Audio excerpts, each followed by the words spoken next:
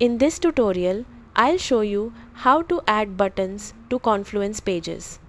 Start by opening Confluence and navigating to the page where you want to add a button. Next, click Edit to open the page editor. Depending on your Confluence setup, you may need a button macro or a marketplace app that provides button functionality. If the required app is already installed, place your cursor where you want the button to appear. Type button and select the button macro from the available options. Once the button configuration window opens, enter the text you want displayed on the button.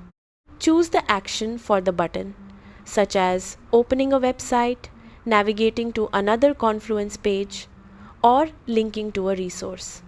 Then enter the destination URL or select the page you want the button to link to. You can also customize the appearance of the button by adjusting settings such as alignment, size, color, or icon options if they are available. Preview the button to make sure it looks and functions the way you want. After reviewing the settings, insert the button into the page. Then click Publish to save your changes.